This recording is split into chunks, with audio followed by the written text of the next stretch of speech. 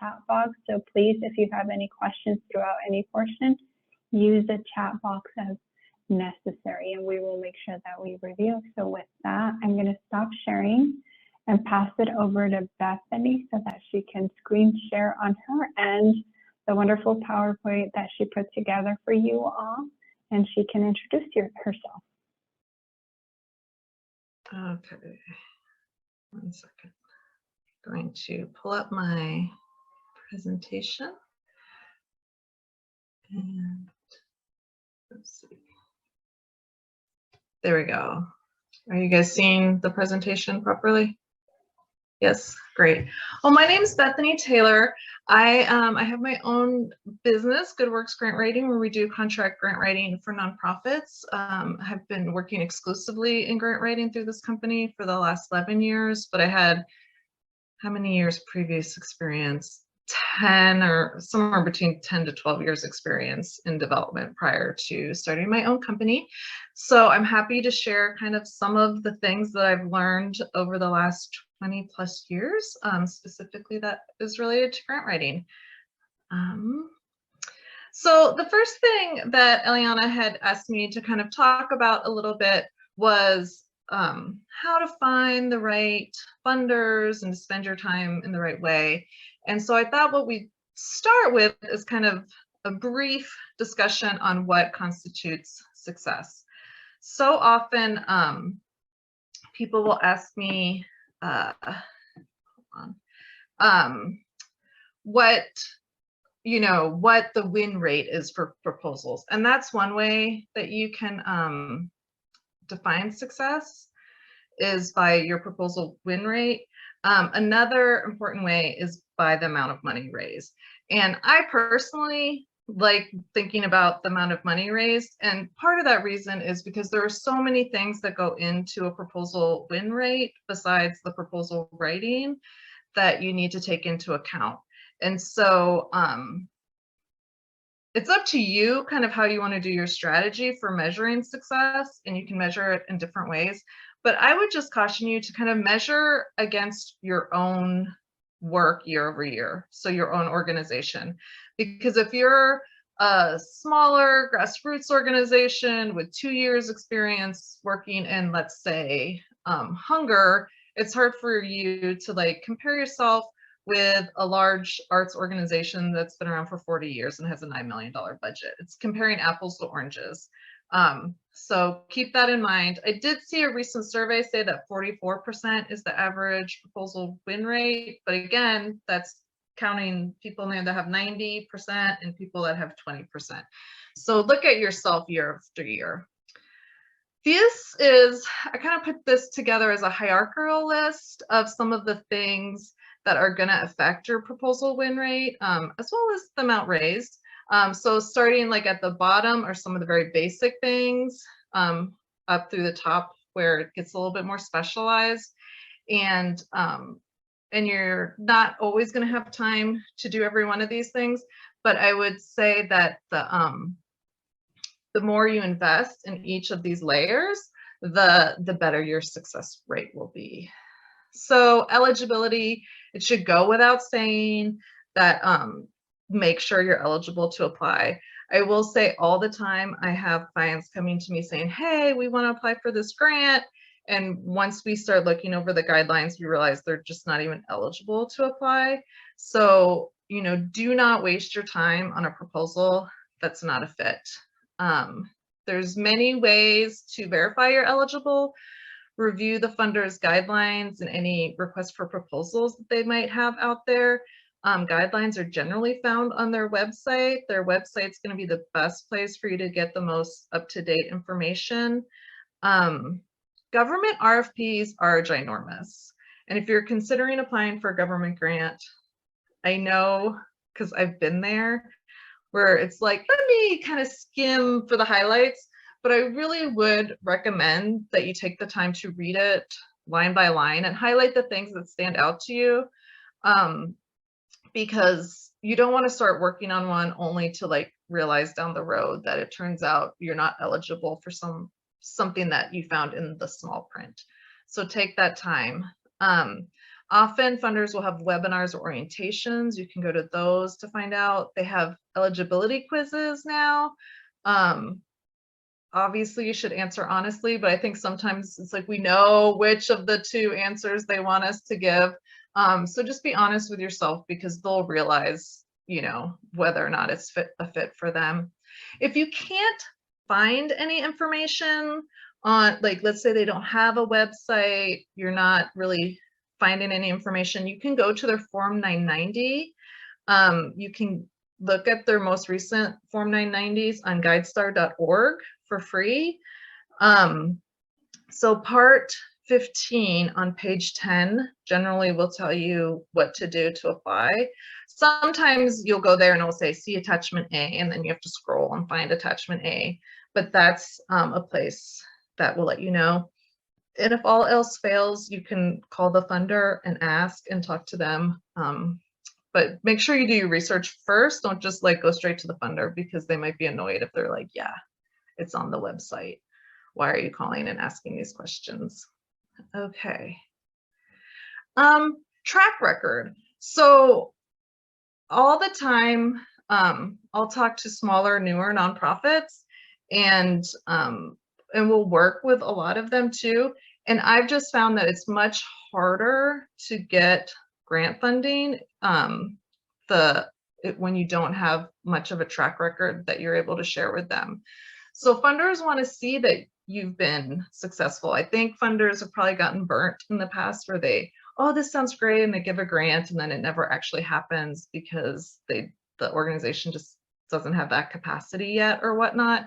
So they want to know that if they give you this money, that you have the ability to execute on the program that you're talking about. So that's why a lot of funders will require 3 years of being a nonprofit before you can even apply. So, you know, it's harder for newer nonprofits to get funding. And that's just something to take into account and to realize if you're a smaller, newer nonprofit, and if you're like, oh, the average is 44% and we're just at 25, you know, the more years you have under your belt, the more you've been doing the program, I think the more success you will have. And we'll talk later in the presentation about ways to kind of bolster your credibility in your proposal grant writing. Okay, so funder research. I think that people often will, anyone they're kind of eligible for, they might go for. And so researching the funders is important. And before we kind of talk about what to look for, I was just going to do a brief overview of the types of funders. And this might be information you guys know. I wasn't sure how experienced everyone on the call would be. But so you have foundation, corporation, and government funders. Within foundations, you'll have your large kind of public foundations. This might be a Piper Trust or a Ford Foundation or whatnot. They have an outside board of directors. They generally have websites or information available, and you're able to kind of go in and see this is what we need to do to apply, etc. There are family foundations, and they almost serve, you know, they're almost kind of like major gift donors in that it's kind of the family deciding where they want the funds to go to. They may or may not have websites or publicly available information. Lots of times you're going to go to their Form 990, like I talked about, to see what's possible. And lots of times it's just like they say, write us a letter, let us know. And you can put that letter together and send it out to, you know, tweak it a little bit and use it for multiple family foundations. I always tell my clients to be talking to their boards and volunteers and see if anyone knows people with family foundations, because lots of times there are a lot of family foundations out there and they say they don't accept unsolicited proposals, but your board members or your staff might know people there and be able to help you get that invitation. And then donor advised funds, those ones are ones where they're like, we want this gatekeeper, we don't really want you to apply. And so normally those are kind of major gift donors where they just decide to give you money. Corporations, they can have foundations or just give out of like their corporate budget. So APS is an example of this where they have both. They have the APS Foundation, which is a separate legal entity. And they have APS where you still write a proposal, but it's corporate money. And they just kind of write a check to you directly. And that usually runs through the community relations department. And sponsorships often goes through the marketing department. So sometimes they have formal grant applications for corporate giving and sponsorships, and sometimes it's just basically through discussions. And then government, you have federal, state, county. When you're applying for federal funding directly from federal agencies, just know that they're generally looking for significant scope and also significant evaluation, where they might want you to like partner with, professors from ASU to do the evaluation. They might want you to have work in multiple states. And so federal grants are pretty hard for local entities. Usually where you get federal money is that they pass it down to the state or cities, and then they give out grants. So like CDBG grants might come from a city, but it's actually federal dollars. A lot of the federal COVID funding was given out on the state, county, and local level. So related to research, so my company, we have a matrix that we use to rate prospects for our clients. And that's because, in full disclosure, when I started out, I used to just do all the research and I would tell my clients, here are all the people you're eligible to apply for. And I'd maybe asterisk a few and say, and these are the ones that are really great prospects for you. And we'd kind of go after those really great prospects first, and then be like, oh, let's revisit that. Who else is a good prospect? And I was like, oh, I couldn't always remember kind of where people stacked up. So we started rating the prospects, and we rate on these 5 areas. And it's just a way for us to prioritize where they're spending their time. The first 4 areas that we list here really help determine the likelihood of getting a grant. So the kind of primary thing, the most important thing, is finding a funder whose their interest is a close fit to what you're doing. So I always use this as an example. I have a client, they do for veterans with combat-related PTSD or traumatic brain injury, they'll work with them to get them service dogs to help with their symptoms of PTSD and TBI. And so like a loose fit would be, we fund healthcare. Well, okay, they're eligible, but so are a lot of people, A closer fit might be either we fund service dogs or we fund veterans. Those would be a close fit. Maybe a 3rd level fit is we fund things related to post-traumatic stress syndromes. You see how it's kind of getting narrower? And then the ultimate would be if we fund service dogs for veterans with combat-related PTSD. It's like, ding, ding, ding, ding, ding, you must apply, right? Because it's such a close fit. So that's what you're looking for there. Geographic scope, the narrower the scope, the better your chances are. So if someone just funds in Maricopa County, then that's going to be much better for you to focus on that funder as opposed to someone who funds nationally or internationally, right? If you're applying for a national grant, you're, where you might be applying, you're one of 100 applying in Maricopa County. Nationally, you're probably 1 in 10,000 applying. So obviously you see the odds there are better if they have a more localized focus. Total giving, the more money they get, the more likelihood that maybe you can convince them to give you some of that money. Also, frequency of giving is important. I've looked up funders and they give 2.5 million a year, and it's like, oh, that's amazing.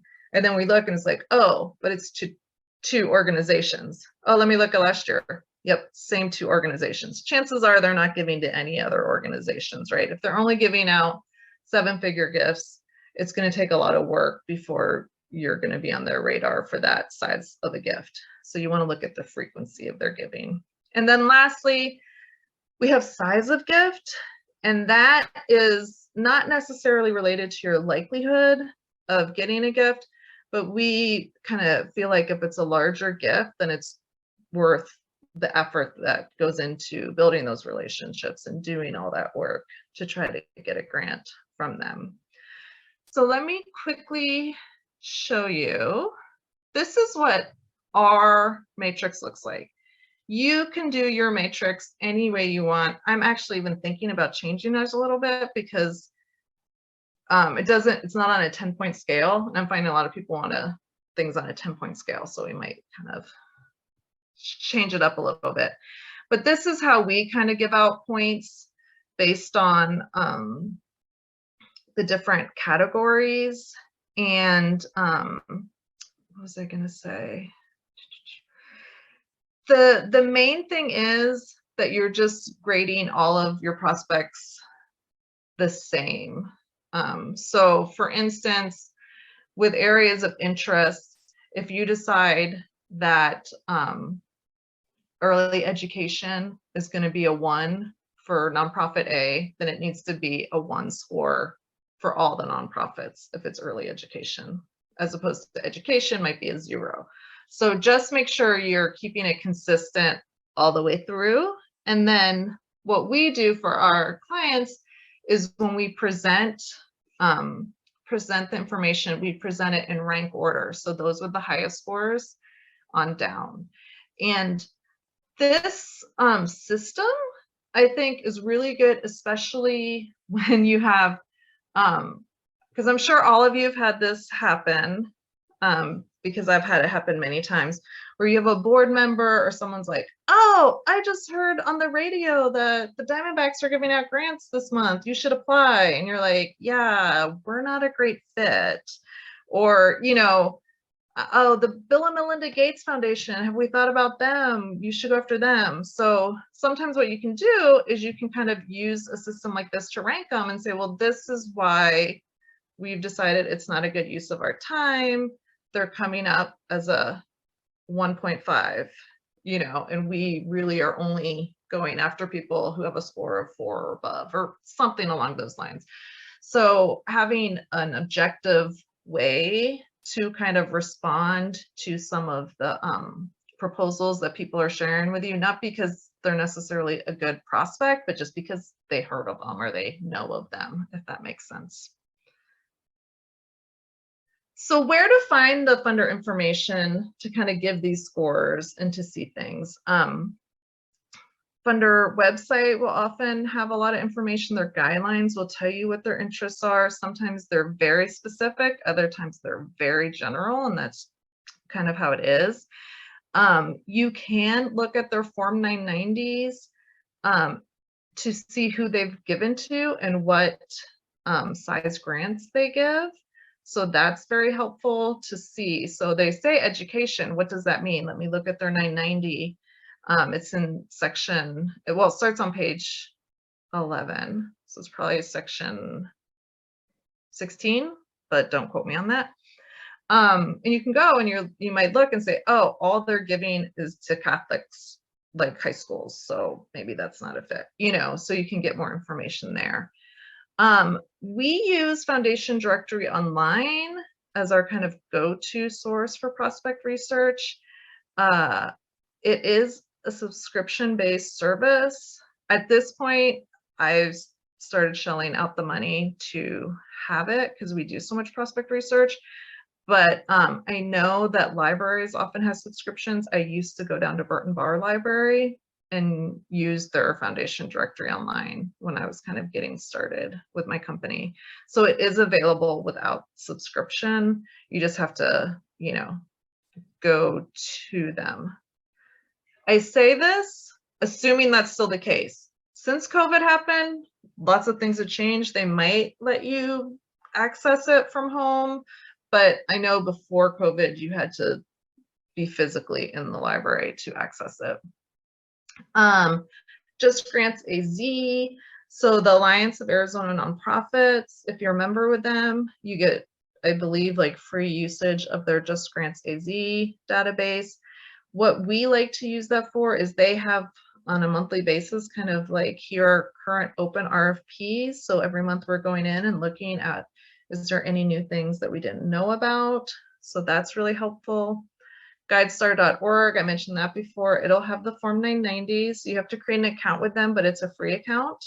And just know that 990s, typically they're like a year or two behind in terms of being released publicly. So it's not always the most up-to-date information, but we still get a lot of great information from it. There's a new service called Instrumental. We have a subscription to that one as well. It's also expensive. But if you have the funds, a great thing about that is you can kind of plug in the information on your programs, and when something new gets added to their database, they'll send you an email alert about a new prospect. GrantStation, you also get that, I believe, with your membership to Arizona Alliance of Nonprofits. And then grants.gov is a place to look for federal grants. City, state, county grants, it's just kind of going to the various websites. It's not as easy to always find those. And so I would just say if you're in a particular area of programming where like DES or the corrections departments, or they might be your funders, just like establish relationships there so that you can get notified on those. Okay, relationships. Don't skip this step. I think it's pretty basic, I think, to understand that the better your relationship with the funder, the more they know you, the more likely you are to get a grant. I tell my clients all the time, you know, listen, it doesn't always matter how great of a grant you write if you have no relationship with the funder, if they don't know you, if they're not expecting a grant from you, especially for funders that might be receiving thousands of applications, you know, these national funders. You know, if you're able to build a relationship, if they're on the lookout for your proposal, that is going to help. I think people like to solicit foundations because they don't have what I call like the uncomfortable ask. I started out in major gift work, and I remember the first time like asking someone face to face for a $25,000 gift. It was mortifying to me. Because you think they know that you're going to ask, but you're not really sure. Where with foundations, they're saying, hey, ask us for money. Here's how to ask us. You don't have to be face to face. You know that they want you to submit a proposal. It's a much easier ask. You don't have that uncomfortable piece, but just because you can submit without building the relationship doesn't mean that that's the best way to go. Again, I think I've mentioned this briefly before. See if you have anyone that can help make those introductions for you. So whether it's to a family foundation or any foundation, if you have people who are willing to help open doors, you should go for that. There's lots of ways to build relationships. So call, email, invite them to come see what you're doing, educate them about your program, ask questions. You know, maybe you're completing the application and you don't understand something. So, you know, call up and ask, and that's a great way to start a conversation. I just really caution you to do your homework first. You know, make sure you're not asking questions that they answer on their website or whatnot, because it might seem disrespectful if you're calling and kind of quote bugging them with stuff that they've tried to tell you through their normal channels. So, but typically if they have a phone number or email out there, that means they welcome interacting with you. If you probably all know it. If they don't want to, they make it very difficult to like find them. You know, we all have worked with those funders where you look everywhere and you can't find a phone number or email address for them. So those ones, don't call. Okay. And then the it factor. The reality is sometimes you have the it factor and you're just going to get all the funding. And sometimes you don't. So my first job at a nonprofit was at the March of Dimes in Southern California. It was a great organization. It did not have the it factor. I used to call it, it wasn't sexy. I say it factor now. But, you know, there were all kinds of other organizations that did.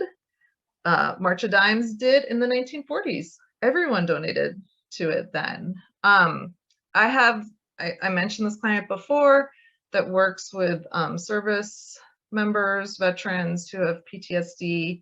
They adopt dogs from local homeless or dog shelters, and then they match them and they train them to be service dogs, and they have amazing results. And they, you know, have a very high proposal win rate. In fact, they often just get proposals that or grants they didn't even apply to. They would call me and be like, "Did you write a proposal for XYZ Foundation?" I'm like, "Nope, never heard of them." So they kind of currently have that it factor. Veterans, dogs, everyone wants to help them, right? So there's nothing wrong. Like if you don't have the it factor, that's okay. But just realize, you know, those people that are getting 90, 95% of the things they submit probably do. And if you don't, don't compare yourself to them. And they're not going to have the it factor forever. It's going to change. It's kind of cyclical. But just be aware of that, I guess. And then a bonus factor to consider is your submission policy. So some people have kind of a more conservative policy in terms of who they want to submit to. We're only going to submit to relationship or to funders we have relationships with. I'm going to call. They're going to be waiting for my proposal. They're going to have a higher win rate than someone who's more conservative and who they want to just apply anywhere they can. I have a funder who, or a client in the past where they wanted to apply to anyone they were eligible for. And I'd be like, I don't think this is a good use of your time or your resources. I don't think you have, you know, and they're like, listen, my board asks every month how many proposals we submitted. We need to submit as many as we possibly can. So obviously their rate's going to be lower, and that's just their strategy. And the reality is there's a spectrum, right? I don't advise either one of those, either everybody or like barely anyone, but that's the spectrum. And the thing to consider when deciding where you are on that spectrum is the more conservative your approach is, the higher kind of that win rate is going to be. But the more aggressive, probably the higher the amount raised is going to be, right? Because you are going to get some with people you don't have a relationship with. And so you are kind of like skipping over that money. And I'll be honest, I had a client recently who wanted to apply for a federal grant, and I thought it would be very hard for them to get it. I was like, we'll do the best we can, but you know, it wouldn't necessarily be how I would recommend them spending their time and resources. And they got it. It was $3 million. So it's like, you know, thank goodness they didn't listen to me on that one. So the more aggressive you are, potentially the more you're going to raise, but know that that will impact that win rate if that's an important thing for you. Okay. Any questions on that I presented? And if I'm talking too fast, let me know too. I just know we have a lot of information to go over. Were there any questions, Eliana? No, I don't see anything in the chat box. Okay. So I'll stop a couple times throughout the presentation for questions. So if you have questions, go ahead and put them in the chat box, and then Eliana will kind of let me know. But we'll go on, but we can always go back to questions for that section if you want. Okay, so now we're going to get into the meat of this proposal. So we've talked about how to kind of figure out who to apply for, how to kind of put together some of that strategy and the things to consider and the things that you can do besides the proposal writing to help successfully get grants. But now we're going to talk about actually the grant writing piece. So I kind of break this down, and when I work and train with my staff, we talk about kind of the 3 elements or the 3 steps to a successful proposal. The first is defining the problem. and I could say defining a problem, right? Because no matter what you write, no matter what your program is, if the funder does not believe, first and foremost, that there is a significant problem that needs fixed or alleviated, and that it's urgent, it does not matter what else you write. So the first thing you really need to do is set up that there is an issue, there is a problem. So that's number one. Number two is then proposing a viable solution. So you've said, here's the problem, and now you want to say, and here's what we're going to do about it. And it needs to be something that the funder believes makes sense and that would actually work towards solving or alleviating that problem. And then the third thing, and we touched on this briefly before with track record, is you want to establish your organization's credibility and capability. So the funder needs to say, okay, there's a problem, here's a solution, and this particular organization is capable of doing the solution, executing the solution. So those are the three things, and we're going to talk about each of them now, a little bit more in depth. So defining the problem. So 3 areas of proposals where you might be able to input information about the problem are your needs statement, the target population, and the geographical area served. Okay, so your needs statement is talking about the issue or problem in the community.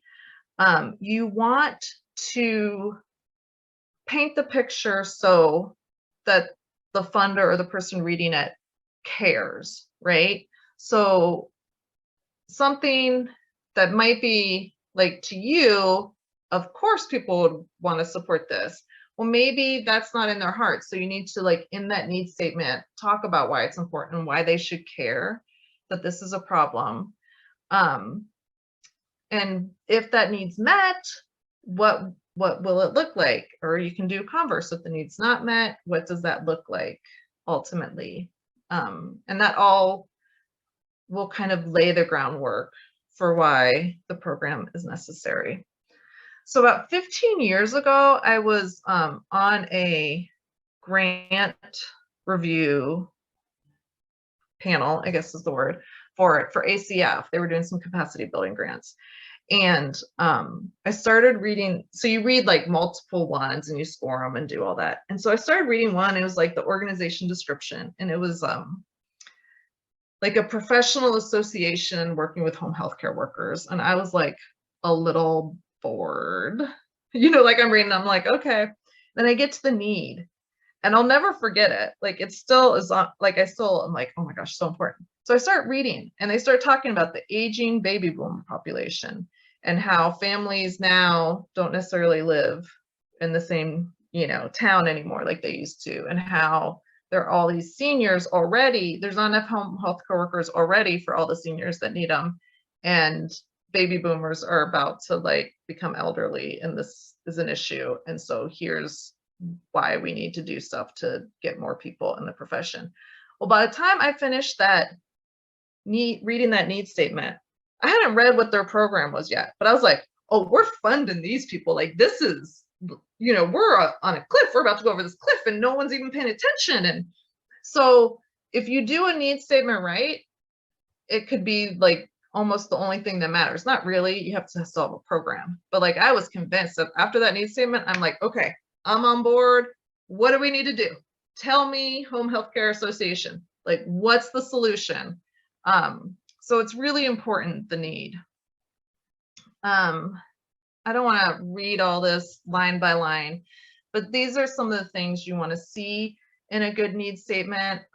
You want them to feel like you really understand the problem, right? Because if you're talking about one thing and it's not related to something else, they might be like, what are they even talking about? This doesn't make sense. And if they don't understand the problem, how can they understand the solution, etc.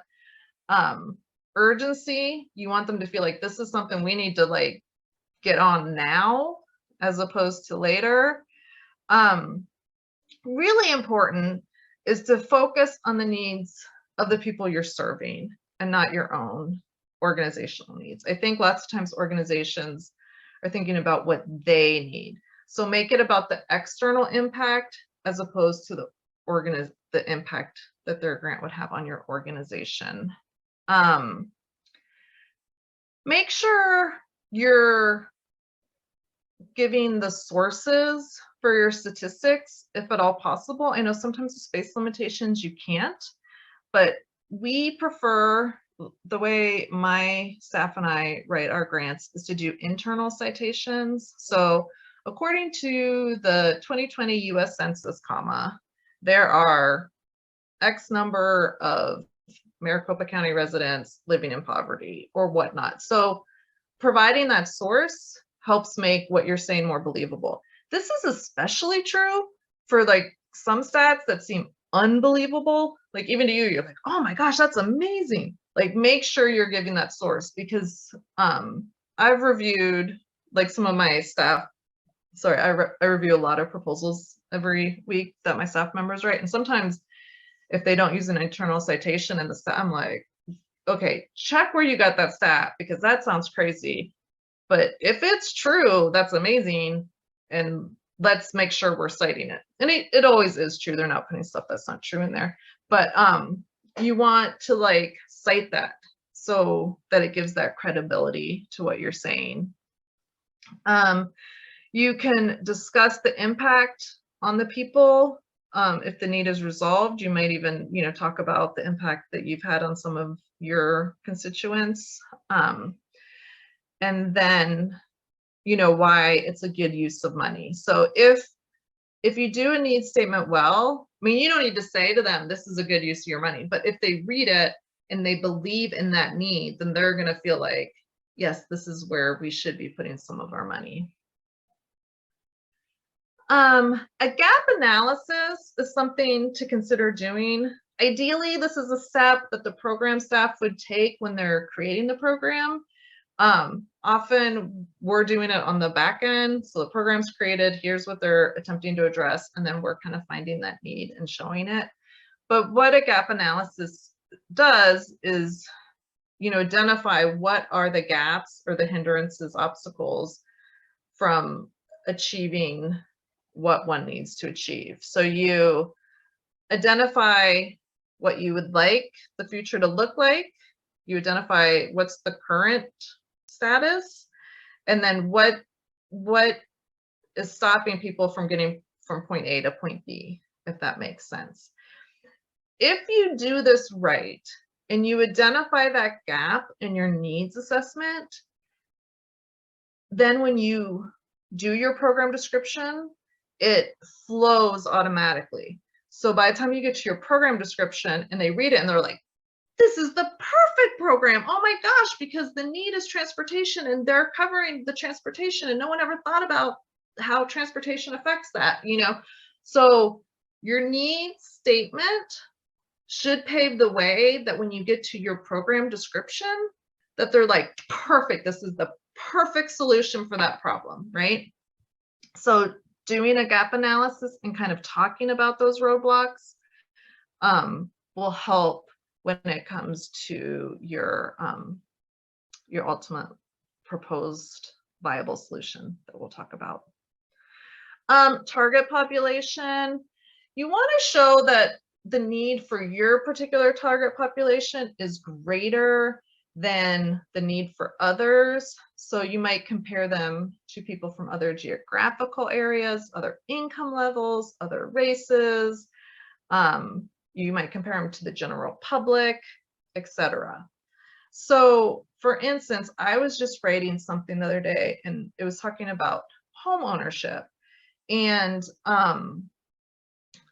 for Arizonans, for Black Arizonans, the home ownership rate was 34%. For white Arizonans, it was 70%. So if we just wrote in there that it was 34%. Some people might look at that and be like, that's horrible. But if you can show that comparison, like, wow, that's less than half of white Arizonans. And honestly, you know, it was the lowest of anyone. I think Asians, it was 60%, American Indians was 53, Latinos was 52. So it was significantly lower than all the other racial groups. And so to show that comparison, and that shows like, yes, this target population needs this support. The other thing is in Arizona, it was 34% for Black residents, US, 42% of Black families have homes. So we're not only, you know, below all the other racial groups in Arizona, we're trailing in Arizona the national percentage for Black individuals related to home ownership. So if you kind of give those comparisons, that I think will help strengthen. Again, you want to say where your statistics come from, so don't forget about that. So provide demographics, especially those that are relevant to what you kind of talked about in your needs area. And, you know, it's always great to give a description of the problem they face. You know, if you can tell a story, if you can draw readers in. With reviewers, you never know if they go by their head or their heart. So I'm always advising people, as much as you can, give a little bit of both, because you're going to have some people that just want the stats, are just going to go with their head. You have other people who are just kind of going to go with their heart. And most people are going to be somewhere in between. But if you give both, then you're making sure you're giving something to everyone that's looking there. So if you can talk about maybe a child that went through your programs and what things were like at the, you know, before entering your programs, and, you know, where they've come since and whatnot. So use external statistics, census. The Maricopa Association of Government has what they call their interactive map. It's a little tricky to figure out how to use, but it can help you really hone in on neighborhoods. So if you're just serving Maryvale and you're having trouble coming up with statistics on median income or whatnot, this map, you know, you can go in and you can like create your own boundaries of what you're wanting to get stats for, and then they'll give you the stats. So it's pretty cool. Internal statistics, so that's your own stats.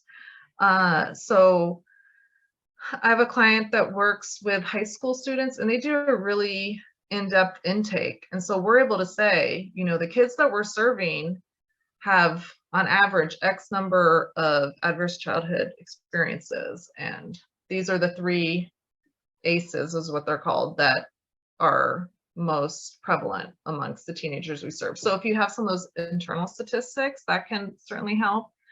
And again, constituent stories and testimonials.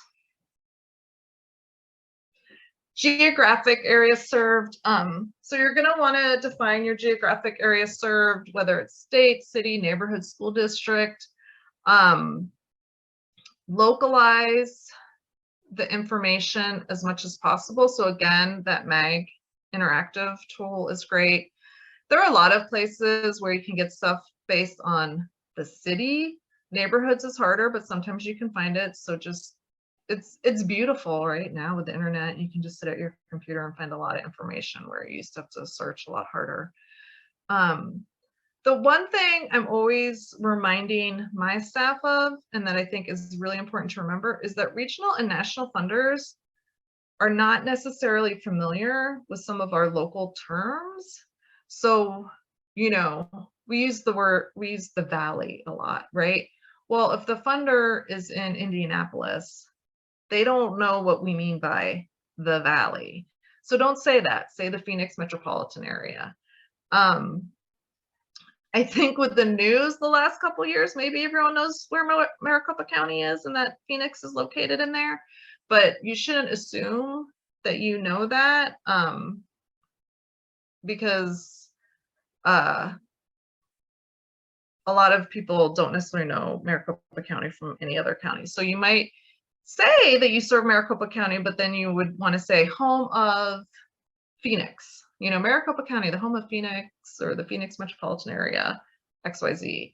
Or you could define Maricopa County as the 4th largest county in the United States. That's true. So you want to give some context to those funders that are not local. So for local funders, feel free to say the Valley or the West Valley or any of that kind of stuff. For regional or national, make sure you're using the names. You're kind of letting them know this is Phoenix we're talking about, etc. Okay, so some general tips related to defining the problem. Do not assume the funder will know or understand the problem already. I used to work for the Make-A-Wish Foundation, and I remember going to meet with a board member and his wife one time to kind of like talk to the wife about, you know, what we're doing and what we're raising money for and all of that. And so I kind of just started in on the need, and then I realized like, oh, she doesn't even like really know what Make-A-Wish is, which it just didn't dawn on me. I thought kind of like everyone knew, and then her husband's on the board. So don't make assumptions, like start with the basics. The one exception to this might be is if you're reading an RFP, and let's say it's about, you know, they're specifically funding programs to support people who are addicted to opioids. And they have in their RFP all the reasons they're funding, you know, opioids specifically, like reduction. So you probably don't need to go into it all that much. They know. So then you might just take that one roadblock that your program's addressing and like zero in on that. But sometimes they don't ask specifically for the need. Work it in there.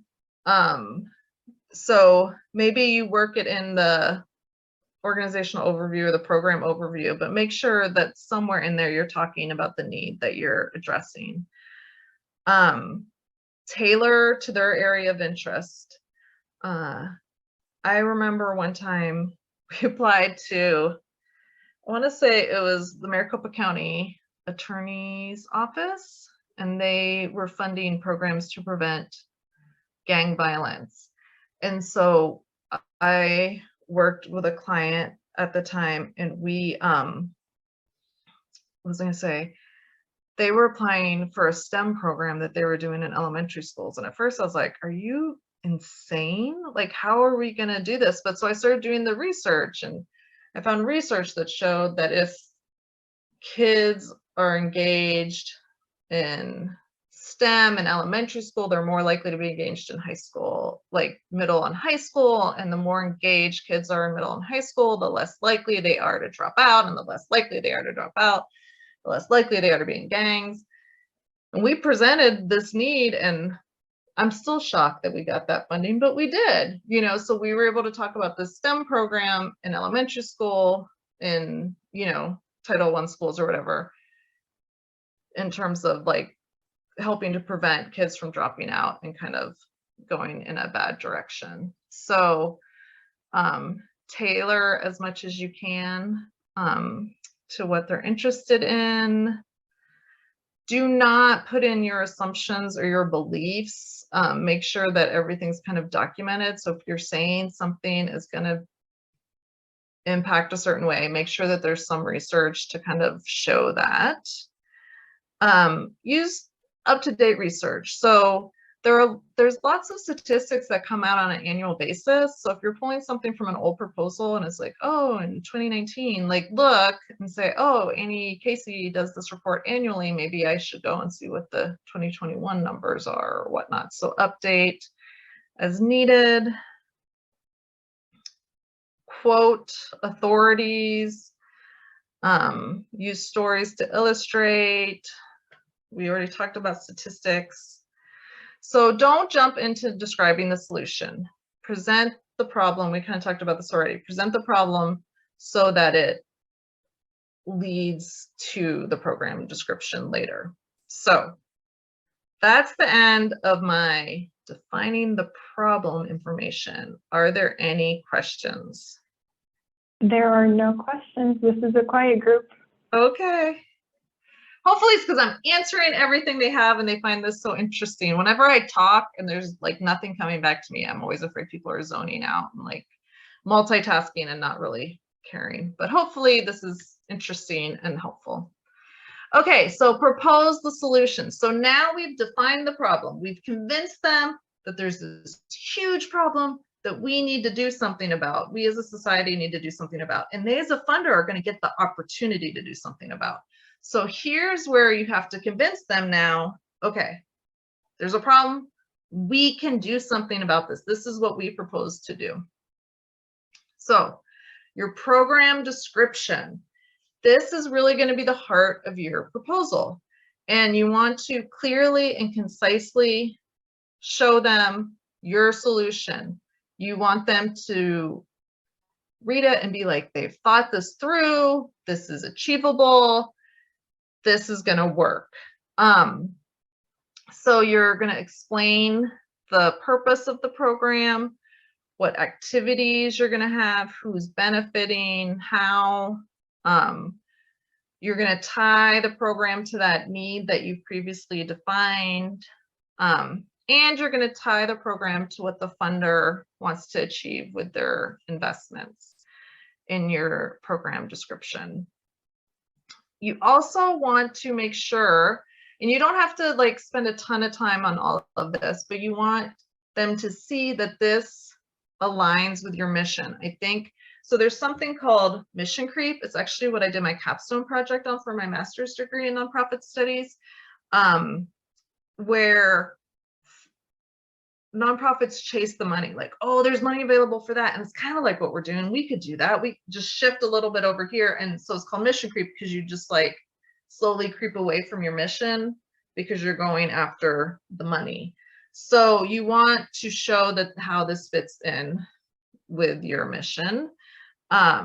So, and how it also aligns with, you know, what you're currently doing. If it's new, state it's new. If it's expanding, state that, let them know if it's new, continuing, or an expansion of what you're doing. So continuing there means it's like at the same level. So it's a new program, or we have the program and we're just going to keep doing exactly what we're doing. Expansion means we're growing it. And expansion, that could be you grow it in terms of the number of kids served, the number of locations the program's available at, etc. So 1 second. Okay, so there's lots of questions your program description is going to answer. And I believe Eliana's going to make the slides for this presentation available. I should have said that up front. So you don't have to like feverishly jot these all down. Eliana, can you confirm that? Yes? Yes, we are recording the webinar, and then we're also going to post it on the website along with the PowerPoint. Okay, great. Thank you. So you're going to tell them what the program is, why it's important, how it addresses the need, what's going to be accomplished during the grant period. You'll want to tell them how it fits with the mission, which we already talked about. One thing I don't think I have here is you'll want to show him that track record. You know, so we've been offering this program for the past 15 years, or any of that type of thing you'll want to include here to put your track record in there. What's the time frame? What resources are you going to need to complete this program? Kind of where's their funding going to go? And why your organization is equipped to undertake this program. So that goes back into that track record or whatnot. Anticipated impact. So there's lots of terms that you'll see in grant application, and I'm going to go over 4 of them right now: goals, outcomes, objectives, and outputs. So sometimes they get used interchangeably. I wish that we could have a convention of all funders and they would all agree to use the same terms in the same ways. That's not always the case. So that's my disclaimer here. So I'm going to kind of go over what these terms mean, but realize that sometimes they might be swapping out one word for another word. So always look at their specific questions and their descriptions, and if they give examples, because sometimes they'll say outcomes and their examples will be outputs. And so just know that. Okay, when they ask for goals, generally that is like your big picture. This is what we're trying to accomplish.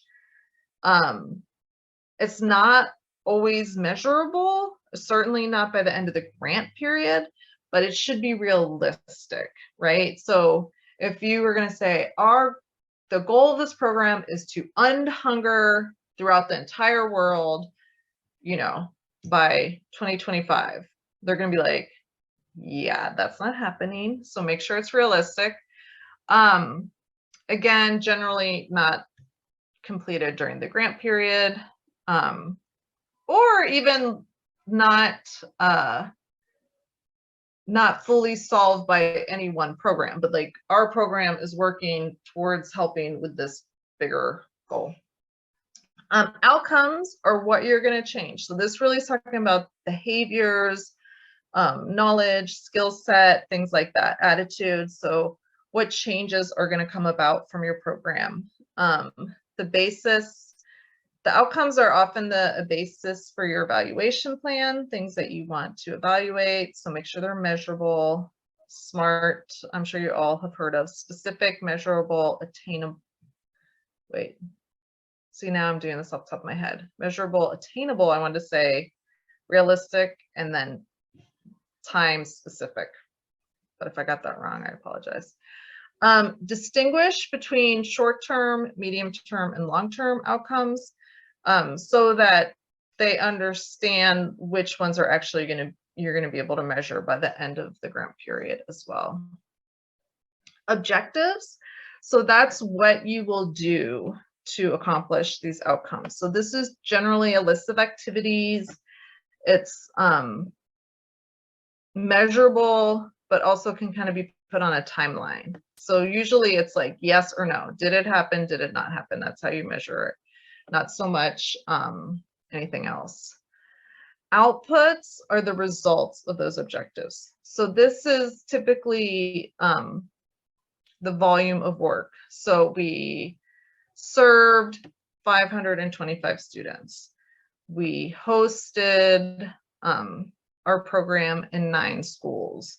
So it's kind of those numbers of measuring the output, or the output, I guess, of your objectives.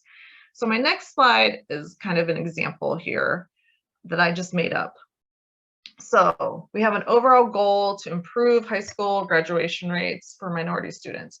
So obviously no one program is going to completely do this, but we're going to kind of do our part towards this big, broad goal.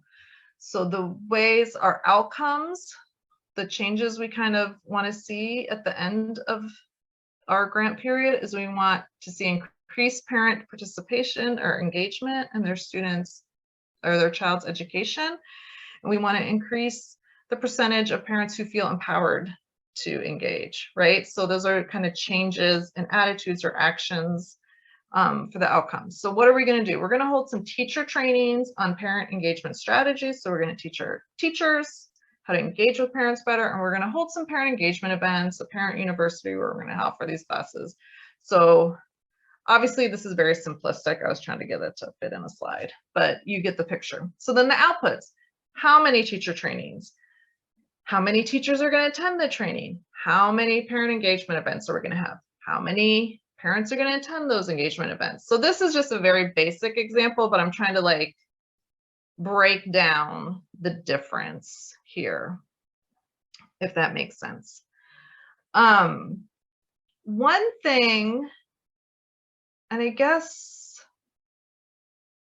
it would go in this area, is sometimes when you're kind of presenting your program as being able to achieve a certain thing, you can use research that other people did for like programs. So you might say, listen, we've never done in-depth research on, you know, like third-party longitudinal, I said that wrong, research on the impact of parent engagement with students, but other people have. So if you can find something that's a similar program, and you can say, you know, the University of Arkansas, you know, did a 15-year study for this program, which ours is based off of, then you can use that as kind of that to show the impact that this can have, and this is how you got your goals and whatnot. I had previously worked with an organization that provides respite care for homeless individuals. So the idea, historically, when homeless people would get released from the hospital, they'd get released to the streets. You and I, we get released, we had surgery, we go home. Our mother or our spouse or our friend comes over and they help. They make sure we're like keeping our wound clean and changing all of this. Where with homeless people, they're out on the streets. Chances are their wound's going to get infected. They're going to be back in the hospital. So when we were writing for this respite care organization, they hadn't themselves done that research, but the university, like the city of Cincinnati, had done it.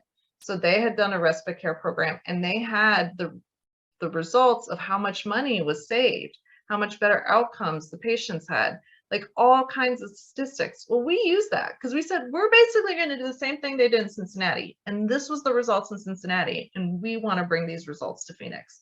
So know that when you're talking about that, even if you don't have that in-depth research, if someone else has done that and you can credibly link the programs being similar, then you can use that as well. Any questions on presenting the program? Okay, I will continue. Okay, establishing credibility and capability. So this is the one that really kind of ties in with that track record that I was talking about before. And it's very important. And sometimes these questions aren't specifically asked. So you're going to have to kind of like work it in to the questions that you get, if that makes sense. And Bethany, before you go on, okay. There was a question from Julia. Okay. She asked for an educational program supporting first generation student or first generation youth to get to and through college. How would you recommend describing the impact? And then there's a follow-up to that. Mm-hmm. Sure. I mean, well, first I would look and see kind of what I was just talking about with the hospice program. So if you can find other programs that have done it. So either A, if you've had this program for a while, I should start, and you have results from that program, I would share those results. I would share a testimonial. I would share a story of someone who went through your program and the difference it made, right? So that's if you have that. And especially, you know, if you can go back several years. So I have a client, they are it's a private school, but it's in Watts, California. And so that's South Central. It's 99% minority students. I think it's like 80+% first generation students and whatnot. And, you know, they keep in touch with a lot of their students. So they have stories beyond just where they went to college now. This person's out working and doing this and giving this back to their community. And so if you can share those stories, that's obviously going to be impactful. If you're newer and you don't have that, then I would look and see what the research is out there about the impact of first generation students and what a difference it makes for them individually, for their families, for their children in the future, things like that. Let's see, does that answer your question? The question was specifically on how to do impact. Is that correct? Yes, yeah, how to show. Mm-hmm. Oh, yeah, ahead, thanks. Well, you know, a lot of times what my client runs up against is they're already traditionally high achieving, academically high achieving youth. And so just other areas to demonstrate still that need. So, you know, you've given some good examples, but a lot of times it's like show the, you know, they went from a failing or they went from, you know, poor behavior or poor attendance. But a lot of times these youth are already very high performing in that academic space, but there are still needs wrapped around, you know, from that Well, and I environmental. think the other thing you can do is there's probably studies out there, whether it's first generation or any, right? But like what are the differences in median incomes for people with a college degree, without a college degree, right? Yeah. So if you can Yeah. show some of those differences, that impact, and so then you can talk about too, because if, and I don't know this for a fact, but like if many of these children are in families with low incomes, right? Then you can talk about how that could like break the cycle of poverty, right? By Exactly.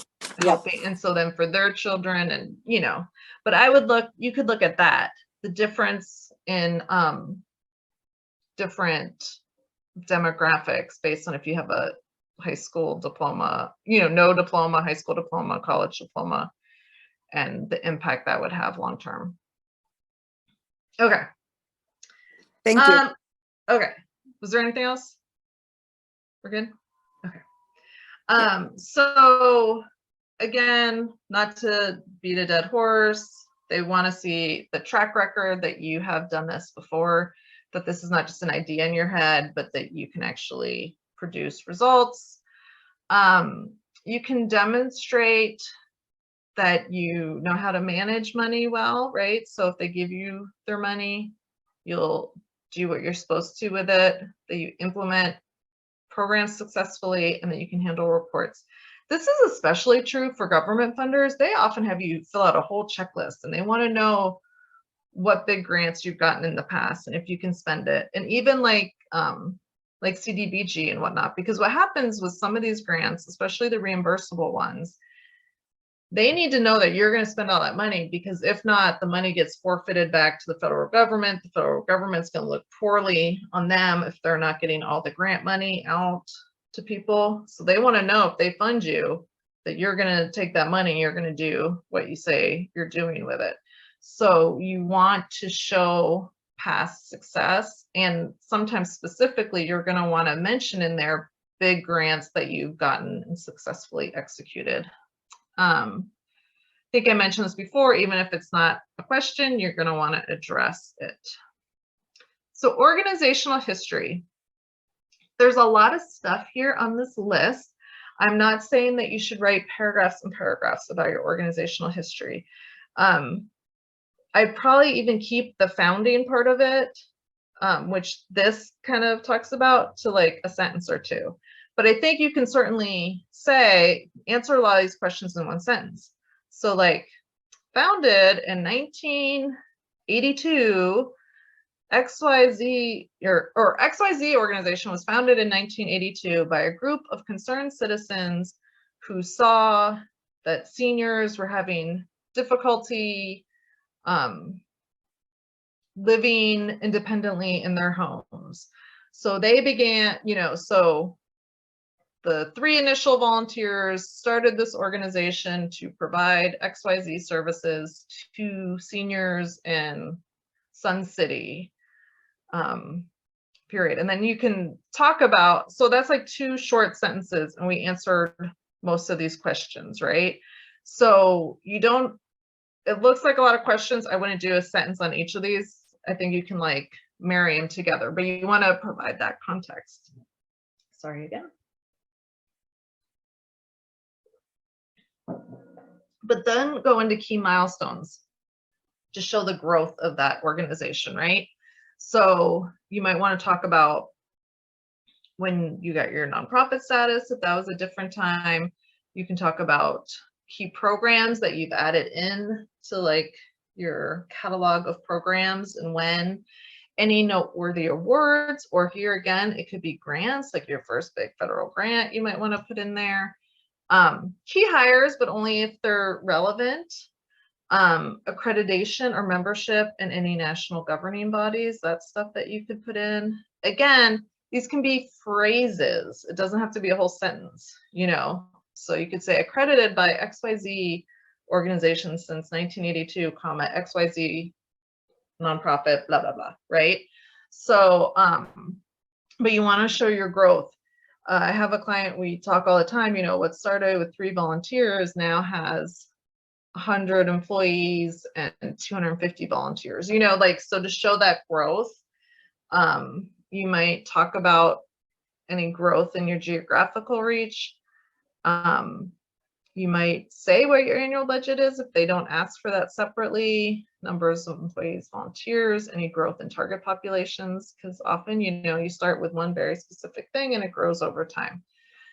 So you want showing that growth and how you've done a lot of these things, that all adds to your credibility.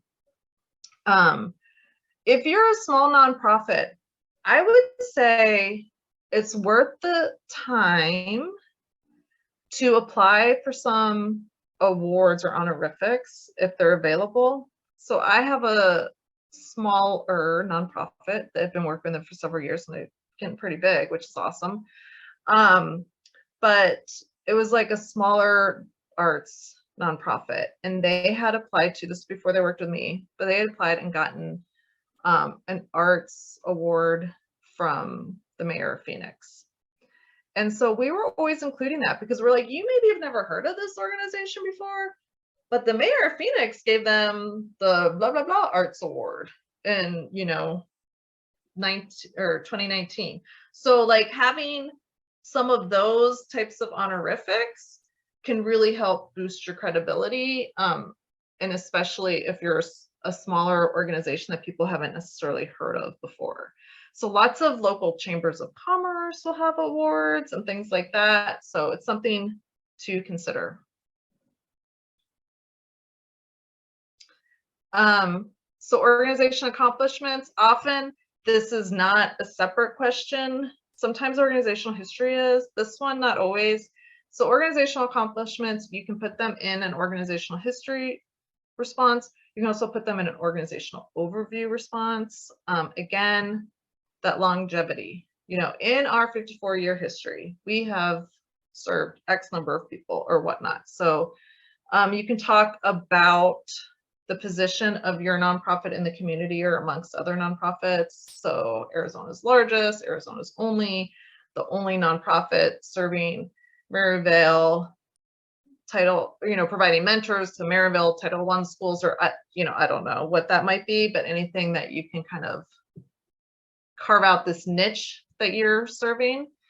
The numbers served annually and or in total, you know, so I kind of do that with my company. So we know the total amount of money we've raised since our inception, and we know the amount that we raised last year.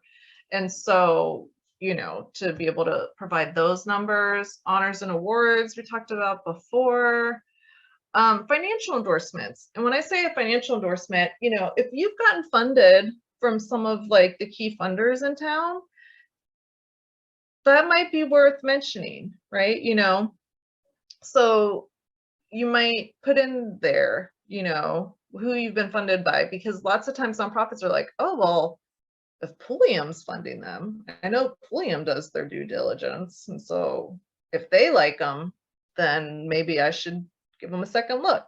So you might include some of that kind of stuff. Any certifications, accreditations, seals of approval,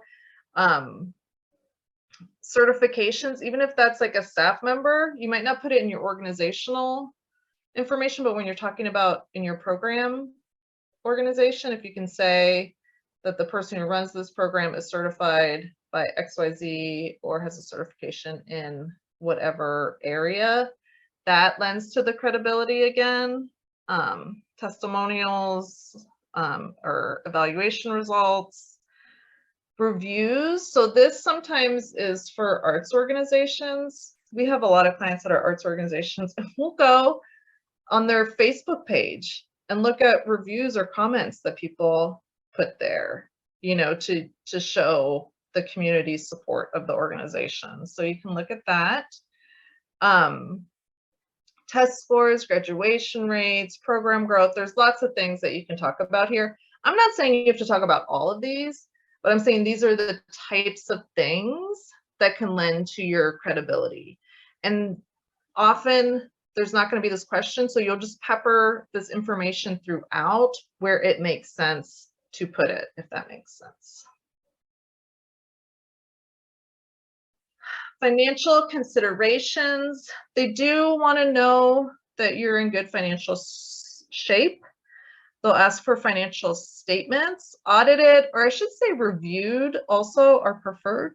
So there's kind of like 3 ways to do your financial statements.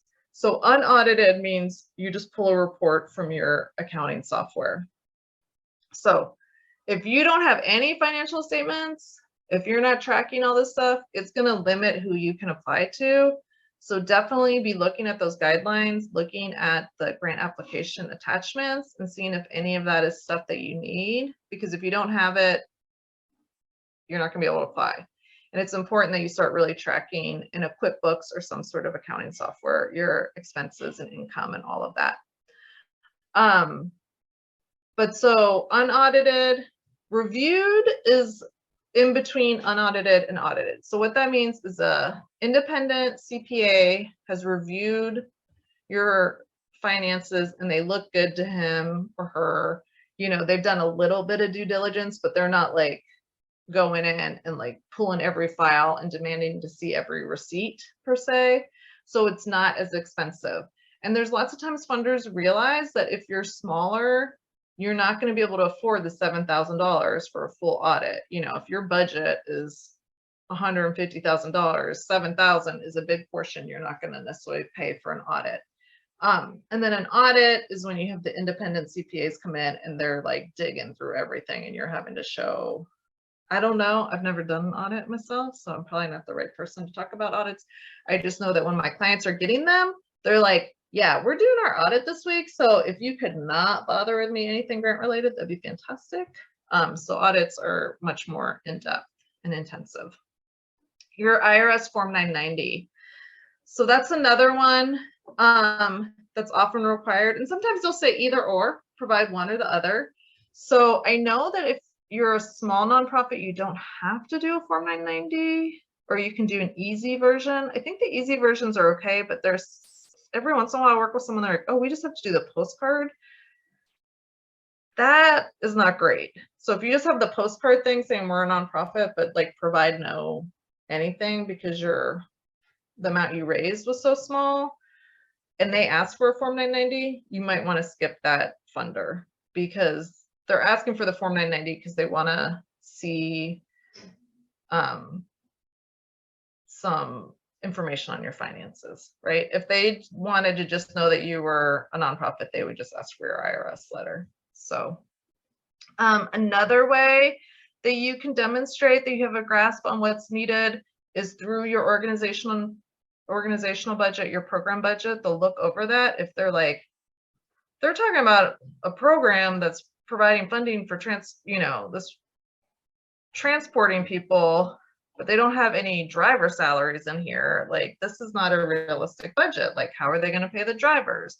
They don't say that they're volunteers. I always tell my staff that we want people to be able to read the proposal, look at the program budget, and not have any questions. That through the proposal and through the budget, they've given enough detail that they match and they make sense, if that makes sense. So, you want your budget to have enough detail that they don't have questions, and or your narrative. Sometimes the program budget, you don't need to give all that detail because it's already in the narrative and you just need them to match, right? So if you're talking about the resources needed in your narrative, or we need 3 bus drivers and 3 buses and fuel and, maintenance, etc. And then your budget doesn't include any money for maintenance or fuel, they're going to be like, wait a second, you said you needed fuel. And so you want those to match. And then a demonstration, let's see here, that you're sustainable, right? They want to know, okay, we're going to fund you this year, but then what happens after that? And So you want to talk about your sustainability plan. The easiest sustainability plan is having some sort of earned income. I'll be honest, we tend to have the most success for programs where we're asking you for startup money, but once, we're at full capacity, because we have these income streams, it'll fund itself. But the reality is the majority of the programs we have are we offer this program for free. We're going to keep asking for money. It's not the best sustainability plan to say we're going to keep asking for money. But there's lots of other things you can kind of talk about there. So you can talk about your other fundraising programs. We are beefing up our annual giving, or we have a consultant who's helping us put together an earned income tax credit plan or something along those lines. You could talk about cost savings. So I have a client that has a program that's run by volunteers.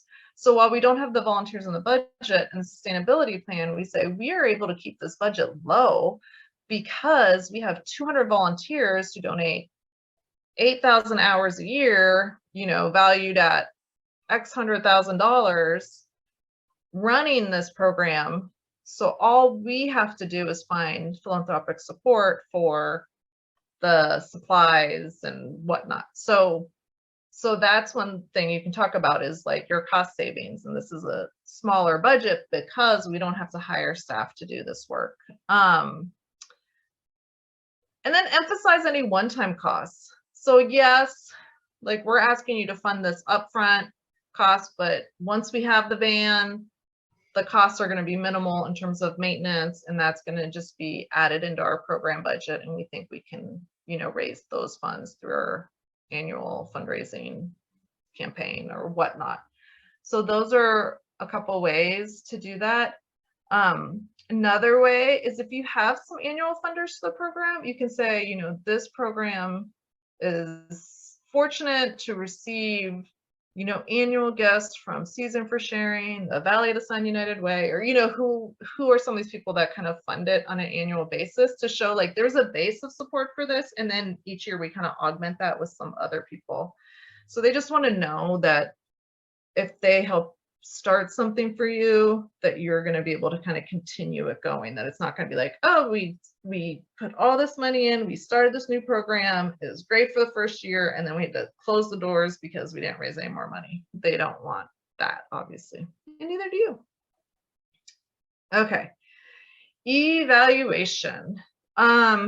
So you want your evaluation plan to show that you're actually serious about making sure that this program is impactful and that you're kind of continually improving the program. So there are two types of outcomes potentially that you're going to talk about, or two kinds of evaluations. Outcome evaluations, that's measuring the effectiveness on your program for the people that you're serving, the impact you're having on the problem that you presented in your needs assessment. And they want to know, how are you going to achieve that, right? How are you doing this? How are you measuring that? Process evaluations are evaluations related to how your program's functioning and if it's working, or if there are things that you can improve to make it better for the people that you're serving. So both are good. Funders primarily are going to be concerned with those outcome evaluations. I think it's fine to show that you're also evaluating your process on an annual basis and making improvements. That shows that you're diligent stewards of your program, I guess. So you can certainly show that.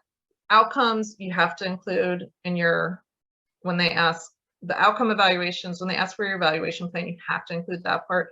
The process, I think, makes you look like a good, solid nonprofit doing things the way you should be doing it. And so if you are doing process evaluations, you can add some of that stuff in there as well. You want to identify the people who are going to be doing the evaluation. Is it someone internal, external? If you're hiring someone, a third party external person to do your evaluations, you should say that because that adds credibility. but I don't think it's necessary unless it's a very, very large grant. You want to talk about who's going to be responding to your evaluations. Tie the evaluations to the outcomes, outputs, objectives, etc. Use qualitative and quantitative measures. Qualitative is talking about the quality of the intervention, where quantitative is like more measurements, so numbers and things like that. Here are some other details that you can include. And so I like to measure the output with the measurement. So like maybe say output 1, 100 veterans served during 2022. Measurement, the director of Veterans Services will keep track, or, will keep a database on each veteran served and track on a monthly basis, our numbers, or report back our numbers on a monthly basis or something like that. So where you kind of like put them boom, boom, side by side and tie them together. One thing I'll mention, I don't think I had it in this PowerPoint, but something that we advise our clients to do all the time is if there's like validated tools out there that other people have put together, look and use that, have them add to your credibility. Like you're never gonna do, spend the $100,000 to put together a validated tool that shows that these are the right questions to ask to measure XYZ.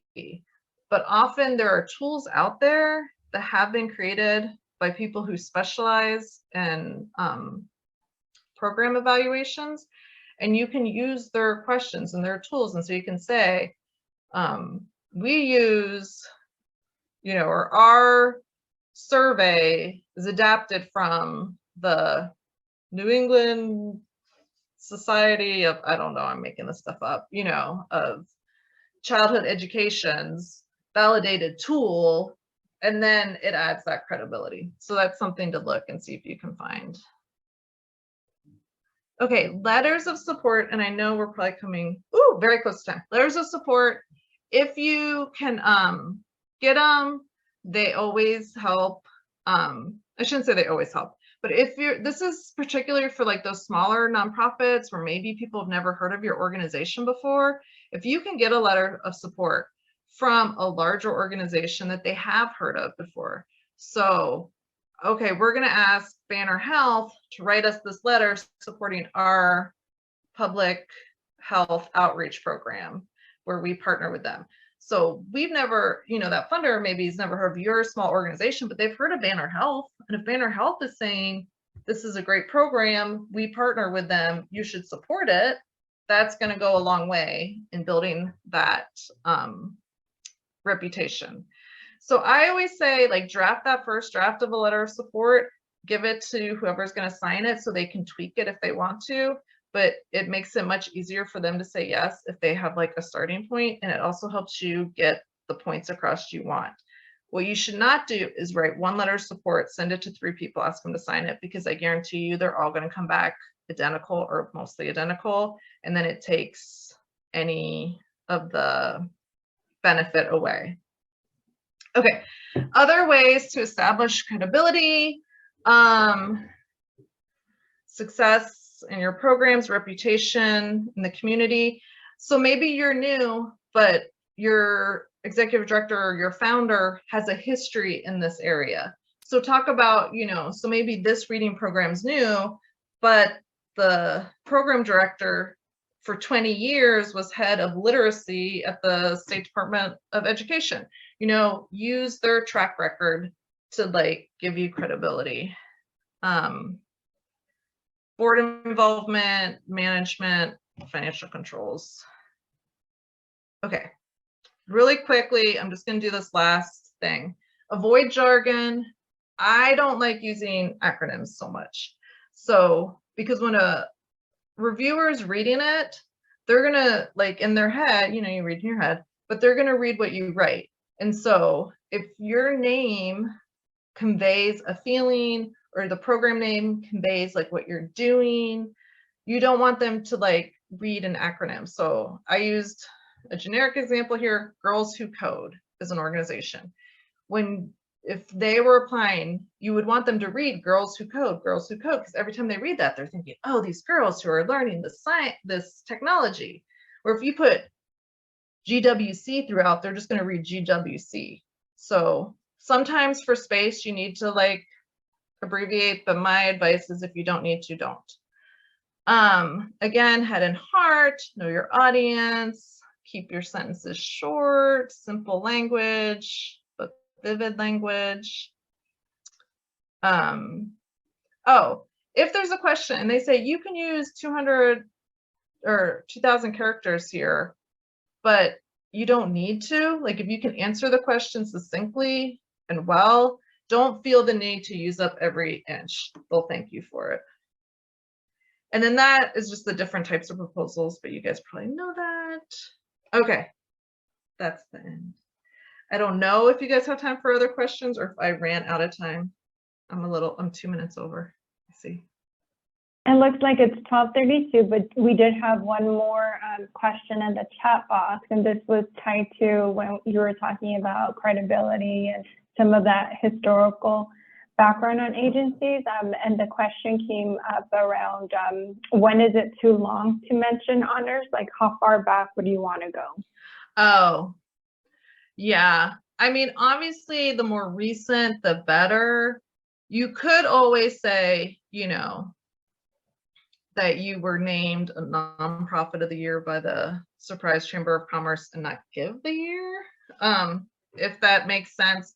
But the more recent, the better. Also, it doesn't make a lot of sense. So like I had an organization that their CEO had like won, you know, most respected leader award or whatnot. And we had always just listed that in the list of awards that the organization won. Well, once she retired, we took that one out because it didn't feel right to be talking about that award since she wasn't like with the organization anymore. So I don't know that there's a hard and fast rule. I think it might be a little awkward if you only have awards from like the early 2000s, but if you have like, you know, 2021 we won this award, in 2018 we won that one, in 2014, like I think it's okay to go back further if you have something a little bit more recent, but if they're all really long ago, I don't know that there's a hard and fast rule. So, but I think you can include it without maybe mentioning the year too. Sounds good. I think that was all for questions. Thank you, Bethany. Lots of great information. Hope this was helpful for you all. We will be posting the recording along with a PowerPoint on the website. And thank you again, Bethany, and thank you all for joining us. Have a great rest of your day. I'll just say real quick, sorry, my email's there. If you have any further questions, feel free to shoot me an email. And if you have any suggestions on how I can make my presentation better, shoot me an email on that too. I'd love to get some feedback. Thank you. And we do have a couple more trainings coming up. The next one will be a deeper dive in financials next Wednesday. And then the following Wednesday, we'll have another one on logic models and theory of change. So more to come. If you're interested, check out our social media posts and you can register there. Thank you and have a great day.